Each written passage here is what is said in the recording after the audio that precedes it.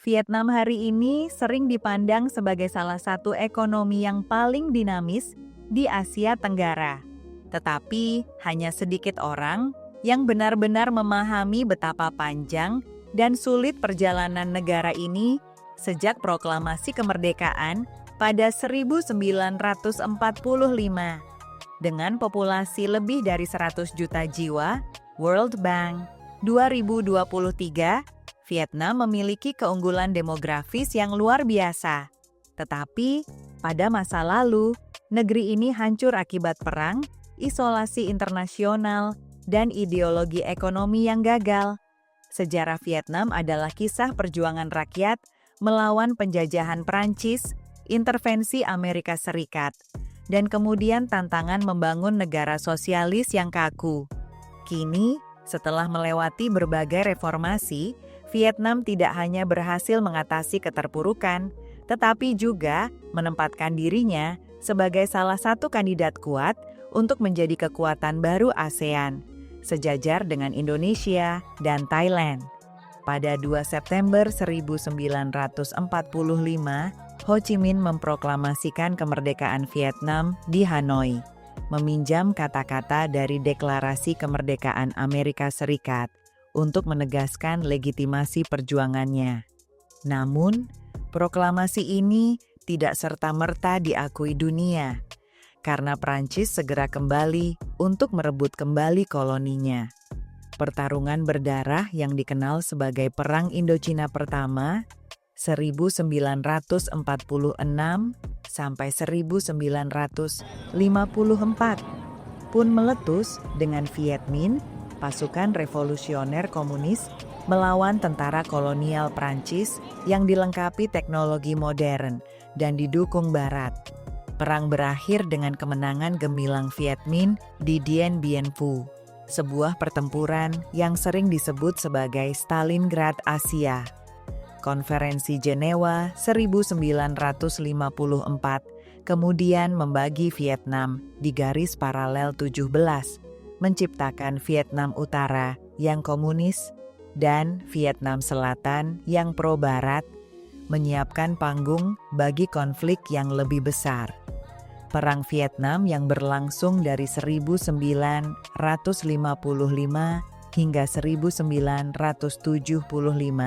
menjadi salah satu konflik paling terkenal dalam sejarah modern dan sekaligus luka paling mendalam bagi bangsa Vietnam.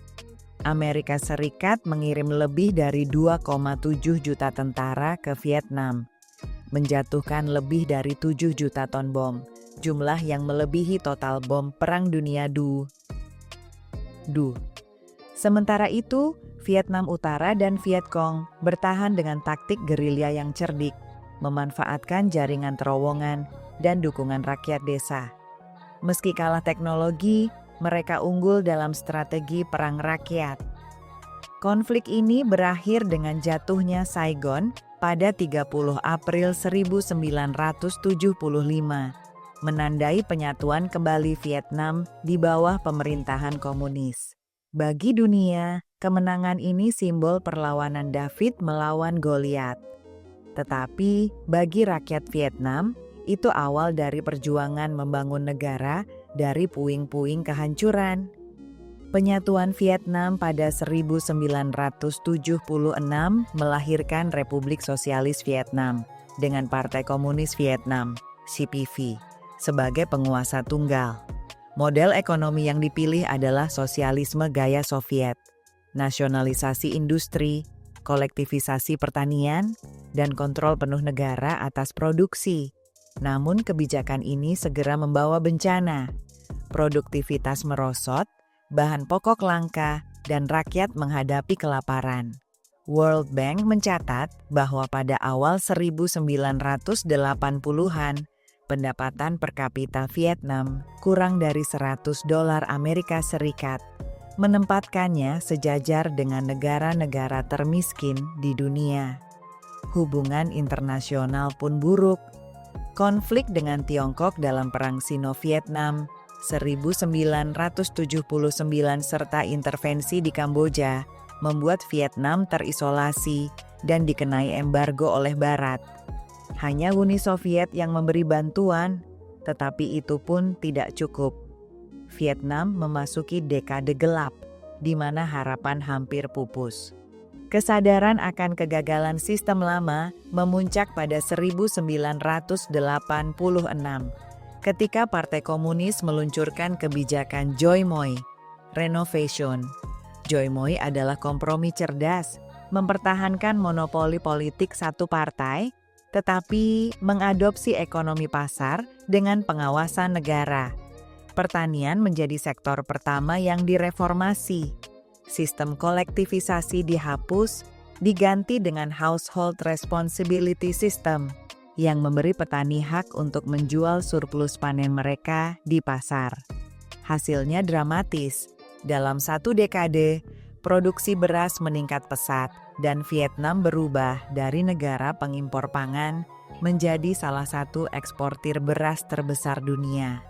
Keberhasilan di sektor pangan ini menjadi fondasi awal bagi transformasi ekonomi yang lebih luas. Reformasi tidak berhenti di pertanian. Pemerintah mulai membuka pintu investasi asing dengan mendirikan zona industri khusus di sekitar Hanoi, Ho Chi Minh City, dan Da Nang. Perusahaan Korea Selatan, Jepang, dan Taiwan mulai masuk, terutama di sektor tekstil, elektronik, dan alas kaki. Menurut OECD, 1995, aliran FDI ke Vietnam meningkat lebih dari 2 miliar dolar Amerika Serikat per tahun hanya dalam beberapa tahun setelah reformasi.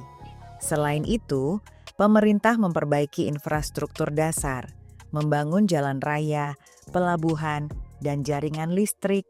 Semua ini menyiapkan Vietnam untuk berintegrasi ke dalam rantai pasok global, meski masih menghadapi hambatan birokrasi dan korupsi.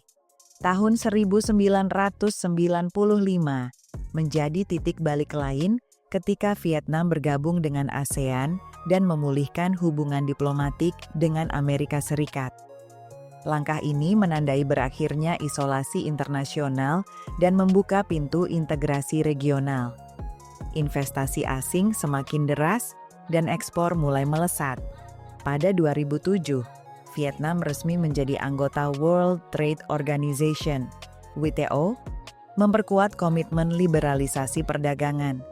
Produk-produk made in Vietnam, dari pakaian, sepatu hingga furnitur, mulai mendominasi pasar global. World Bank melaporkan bahwa sejak 1990,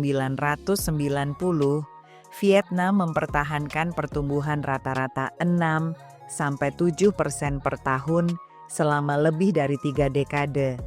Sebuah pencapaian luar biasa yang hanya dicapai segelintir negara di dunia. Selain ekonomi, pendidikan menjadi salah satu pilar kebangkitan Vietnam. UNESCO 2021 mencatat tingkat melek huruf mencapai lebih dari 95%.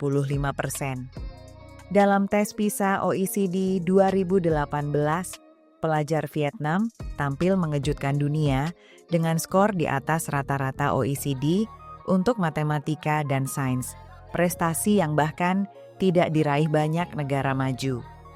Pendidikan yang kuat menciptakan tenaga kerja muda dan terampil yang menjadi daya tarik utama investor asing.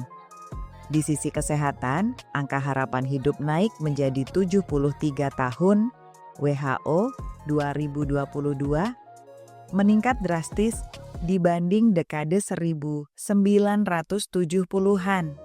Perbaikan kualitas SDM ini menjadi modal penting bagi keberlanjutan pertumbuhan ekonomi. Kini, Vietnam dikenal sebagai salah satu pusat manufaktur utama Asia.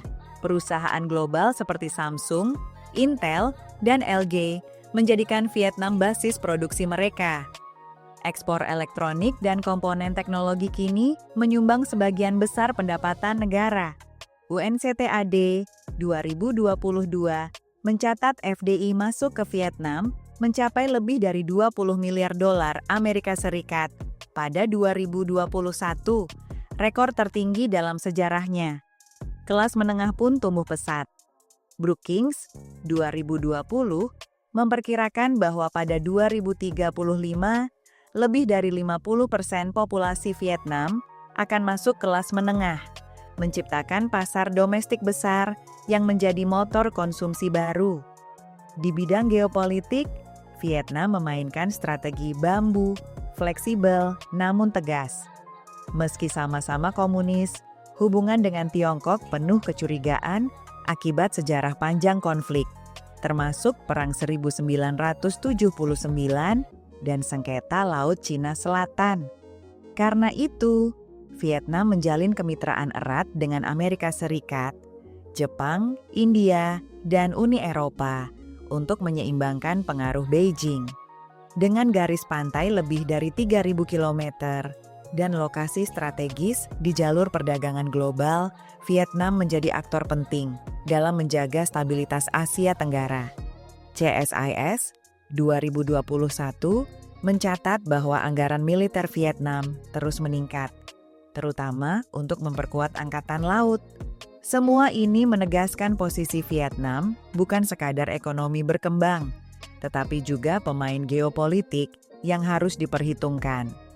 Vietnam kini disebut banyak analis sebagai harimau Asia baru, sebuah istilah yang dulu disematkan pada Korea Selatan, Taiwan, Singapura, dan Hong Kong pada akhir abad ke-20. Julukan ini bukan tanpa alasan. Dengan pertumbuhan ekonomi yang konsisten di kisaran 6-7% per tahun selama 3 dekade terakhir, World Bank 2022, Vietnam berhasil mempertahankan momentum yang jarang dimiliki negara berkembang. Struktur ekonominya yang awalnya berbasis pertanian, kini didominasi oleh industri manufaktur dan ekspor, dengan produk unggulan berupa elektronik, garmen, alas kaki, dan furnitur. Transformasi ini membuat Vietnam naik kelas dari negara miskin pasca perang menjadi negara berpendapatan menengah yang semakin disegani di kawasan. Kunci lain dari pertumbuhan Vietnam adalah keberhasilan menarik investasi asing langsung, FDI. Setelah perang dagang antara Amerika Serikat dan Tiongkok memanas pada 2018, banyak perusahaan multinasional mencari alternatif basis produksi di Asia. Vietnam muncul sebagai salah satu pemenang besar dari pergeseran rantai pasok global ini. Menurut UNCTAD, 2022, arus FDI ke Vietnam mencapai lebih dari 20 miliar dolar Amerika Serikat per tahun, dengan investor utama berasal dari Korea Selatan, Jepang, Singapura, dan Amerika. Perusahaan seperti Samsung bahkan menjadikan Vietnam pusat produksi global ponsel mereka. Sementara sektor otomotif, elektronik, dan semikonduktor juga tumbuh pesat. Meski demikian, pertumbuhan pesat membawa tantangan baru. Ketimpangan sosial. World Bank 2020 mencatat bahwa meskipun kemiskinan ekstrem berhasil ditekan hingga di bawah 3%, kesenjangan antara kota besar seperti Hanoi dan Ho Chi Minh City dengan pedesaan masih terasa tajam. Kelas menengah tumbuh pesat, tetapi masih ada jutaan warga pedesaan yang hidup dengan akses terbatas pada pendidikan, kesehatan, dan infrastruktur dasar. Gini indeks Vietnam berada di angka 0,35, relatif moderat dibanding banyak negara. Tetapi, tren urbanisasi berpotensi memperlebar kesenjangan jika tidak dikelola dengan baik. Vietnam juga menghadapi persoalan lingkungan yang serius. Pertumbuhan industri dan urbanisasi pesat membawa dampak besar pada polusi udara, air, dan tanah. Delta Mekong, salah satu lumbung pangan terbesar Asia, terancam oleh naiknya permukaan laut akibat perubahan iklim. ASEAN Development Bank 2021 memperingatkan bahwa lebih dari 20 juta orang di Delta Mekong bisa terdampak langsung oleh intrusi air laut dan banjir tahunan. Ironisnya, meski Vietnam kini salah satu eksportir beras terbesar dunia, ketahanan pangan jangka panjang justru terancam jika perubahan iklim tidak diatasi dengan serius. Dari sisi politik, Vietnam tetap mempertahankan sistem satu partai di bawah kendali Partai Komunis Vietnam, CPV.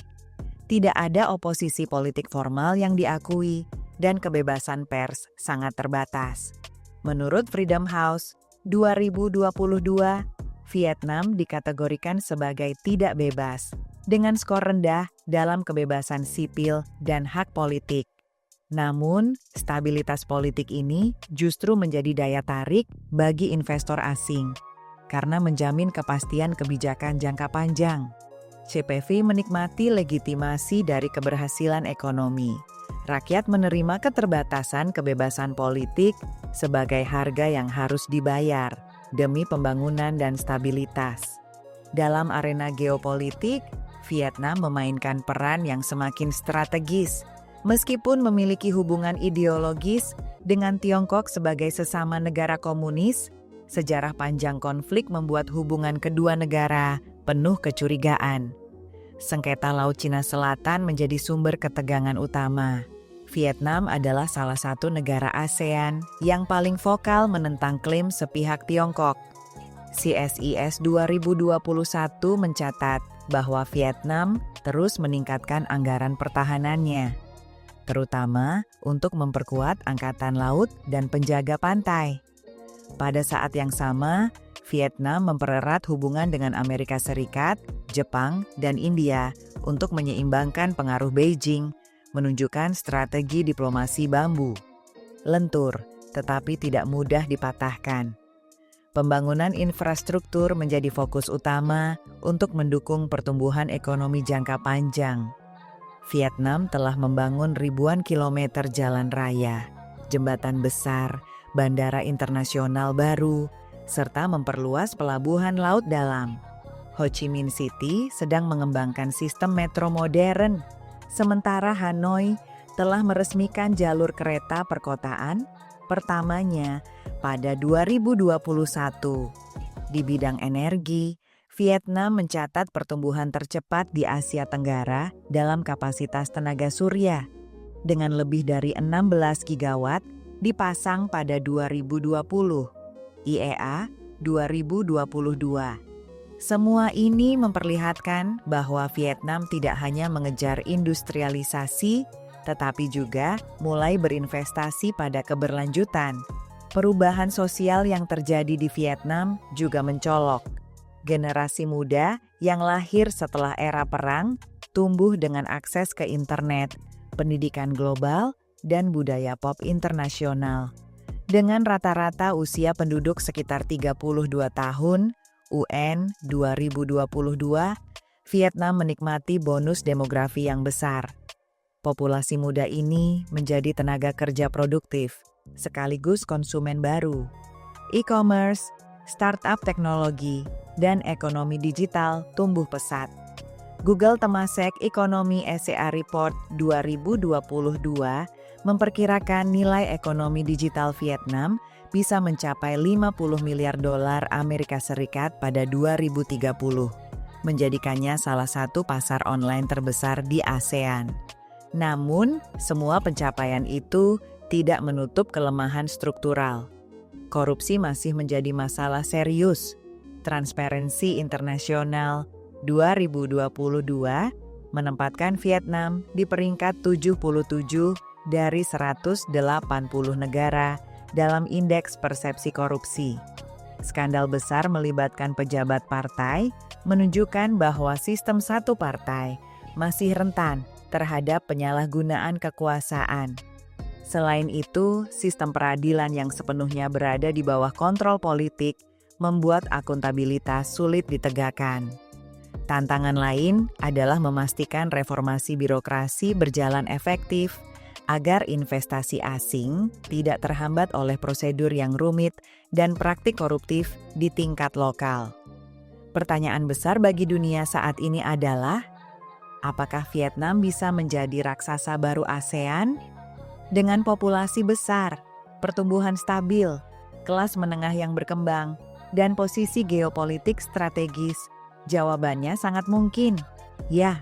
Namun, jalannya tidak mulus. Vietnam harus mampu menjaga keseimbangan antara pertumbuhan ekonomi dan pemerataan sosial, antara stabilitas politik dan tekanan kebebasan sipil, serta antara pembangunan industri dan kelestarian lingkungan.